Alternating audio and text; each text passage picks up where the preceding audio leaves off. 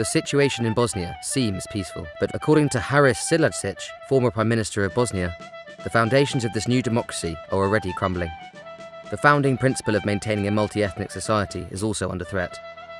In the political arena, tensions are mounting, and the future of peace in Bosnia is uncertain. Months after the peace accord was signed, normal life is again returning to Bosnia. Food is plentiful, and public transport is running. The streets are now safe from the threat of snipers. The international community and IFOR are happy with the situation. Factions have withdrawn behind established borders. Peace does indeed seem to have returned to Bosnia. De mensen willen gewoon samenwerken. Het zal nog enige tijd duren, maar mijn eigen verwachting is dat het al kan gebeuren voor het einde van dit jaar. I'm afraid many in the international community would like to see calm Bosnia. The blood off the TV screens and whatever happens to Bosnia is okay. But let us at least rest from the problem of Bosnia. It's wrong because the problem of Bosnia will come back. It will come back, but in a much larger scale if we do not do the right thing now, and that is to reintegrate Bosnia-Herzegovina. Sinds Bosnië een onafhankelijke staat is, heeft de regering van de daken geschreeuwd dat dit land een multi-etnische, multiculturele democratie zal zijn waar iedereen in vrede kan samenleven. Tot dusver is daar niets van terechtgekomen en de vooruitzichten voor de toekomst zijn niet veel beter. De regering heeft dat wel gezegd, moet dat zeggen, ook voor de westerse steun. Maar in feite willen ze het liefst een moslimstaat. Zoals ze ook niet goed samenwerken met de Kroaten. Van Kroaten en moslims die dan een federatie moeten gaan vormen, kan je hoogstens zeggen dat ze naast elkaar werken. Waarvan een samenwerking ook tussen die twee is geen sprake, laat staan samenwerking met de Serviërs. So the Serbs are put in a ghetto. Practically the Croats are put in a ghetto. And the Bosnian Muslims are put in a ghetto. The difference is that that ghetto, the Serbian ghetto, if that happens, will join Serbia. The Croatian will join Croatia.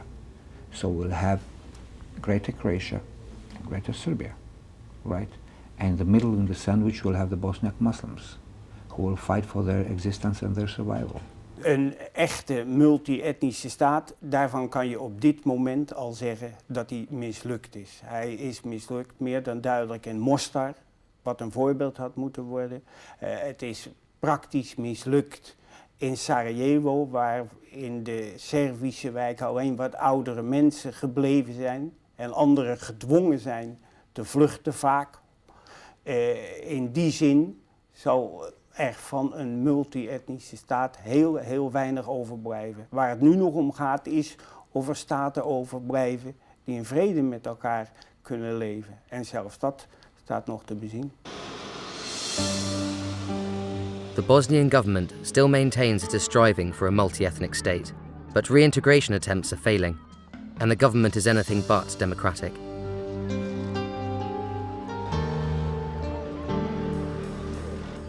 Only one party is in power, and besides its vast majority in parliament, it also controls the media, the top ranks in the military, and the police. The ruling party, the SDA, is primarily made up of Muslims and has almost as much influence as the former Communist Party.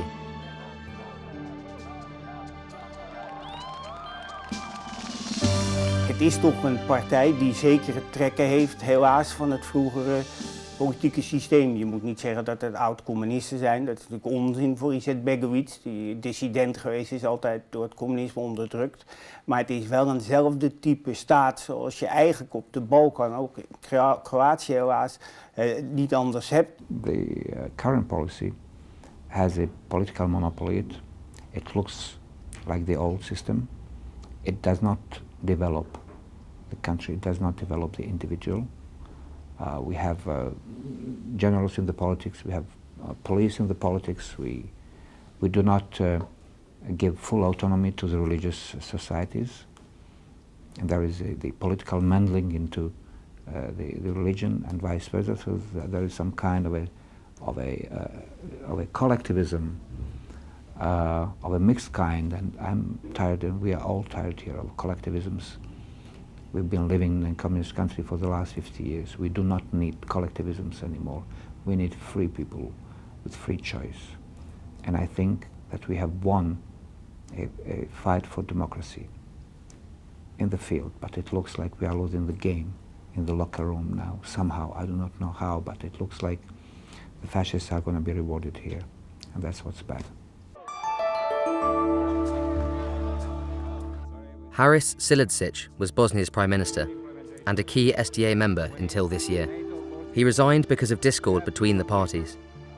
His own party was officially set up on 1st of April. He hopes to take it to victory in the September elections. This is a political center party that is called Party for Bosnia and Herzegovina, and it emphasizes the need to keep Bosnia and Herzegovina together. U svakom slučaju ne mislim da bivši premijer Silajdzic može ponuditi nešto novo, a što Stranka demokratske akcije nema u svome programu. Mi ostajemo u borbi za cijelu Bosnu i Hercegovinu, tako je to kod nas definirano i ne očekujem veliku konkurenciju od stranke premijera Silajdzića. Obzirom da se ova partija formira početkom aprila, bojim se da ne bude prvoaprilska partija. Hij zal wel wat stemmen krijgen natuurlijk, maar het is voor andere partijen enorm moeilijk. Ten eerste moeten we goed bedenken dat de Bosniërs toch nauwelijks democratische traditie hebben, dat er geen burgerlijke maatschappij bestaat die de politici in de gaten houdt. Integendeel, de politici bepalen het maatschappelijk leven.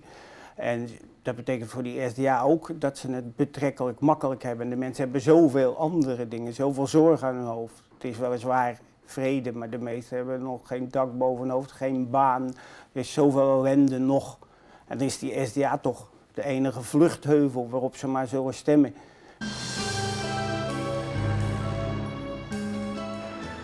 Besides politics on a national level, Bosnia is at the centre of international wrangling.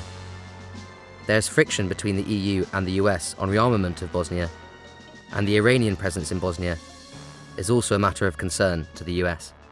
We especially believe that America that recently started to propaganda against Iran and presence of the Iranian troops here, that we denied of that we have not any single military center or any military troops, Iranian troops I mean, here.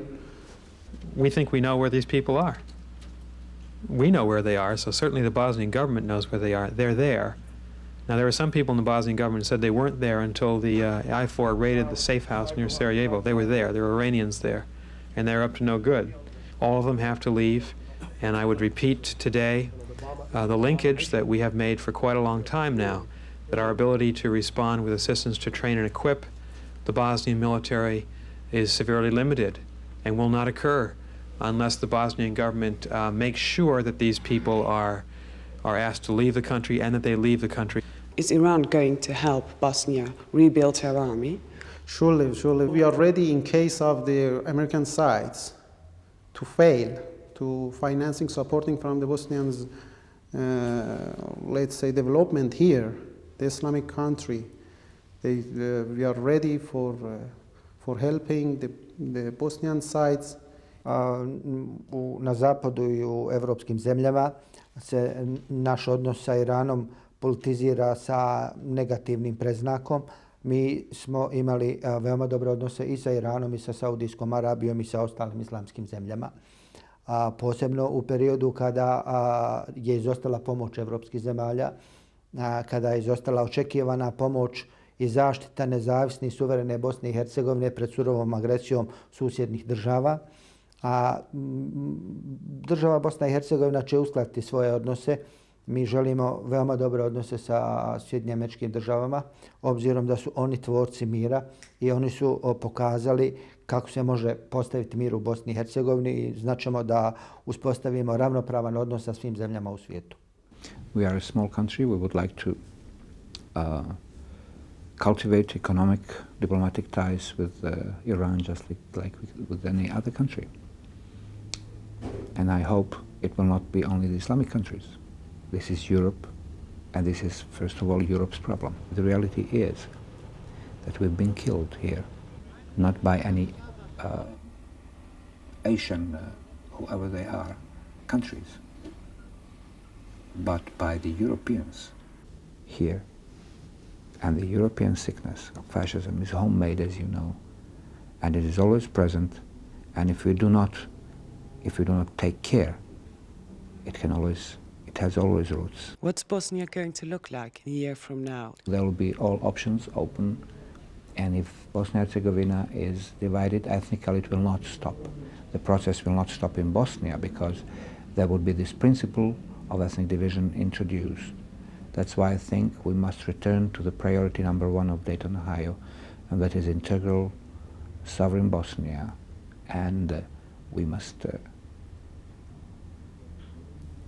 do on the ground what we say, because on the ground, what's going on the ground is division of Bosnia right now.